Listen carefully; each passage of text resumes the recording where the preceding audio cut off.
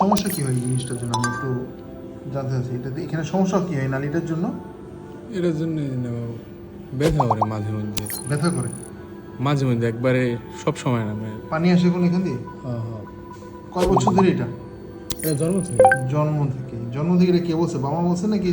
বাবা মাই বলছে। বাবা মা বলছে, ঠিক আছে। আমি যে এখানে একটু কসকস দেখতে পাচ্ছি, হ্যাঁ এখানে একটু পানির মতো দেখা যাচ্ছে এবং আমি ধরতেছি এখানে একটু ময়লা বের হচ্ছে।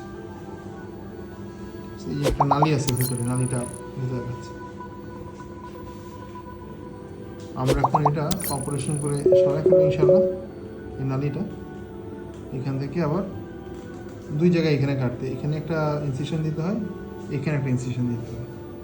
আমরা এইভাবে ইনশাল্লাহ আগাবো। আপনারা দেখতে পাচ্ছেন আমরা আমাদের সমস্ত পেশেন্টে যে জন্মগত ছিদ্র ছিল সেটা অপারেশন করছি। অপারেশন মাঝখানে আপনাদেরকে আমরা একটা জিনিস যেটা দেখাতে চাই, এই যে নালীর মুখটা এখানে দেখতে পাচ্ছিলেন, এটা গলার নিচের দিকে ছিল।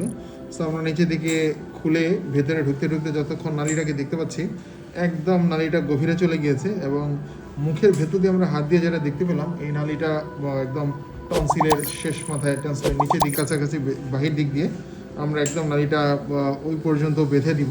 তারপরে পরবর্তীতে টনসিলটা অপারেশন করে ফেলে দিতে হয় আসলে। সো নালীটার অবস্থাটা দেখতে পাচ্ছেন আপনারা, কত দূর থেকে কত দূর দিক গিয়েছে। এটা আসলে দেখতে অনেক ছোট একটা নালী, কিন্তু বাহির থেকে মুখটা খুব ছোট ছিল, কিন্তু অনেক মোটা একটা বেশ ভারী একটা ছিদ্র পথ এখানে ছিল। একদম উপর থেকে নিচে থেকে উপর পর্যন্ত ভেতর পর্যন্ত চলে গিয়েছে, অনেক গভীরে চলে যায় এটা আসলে।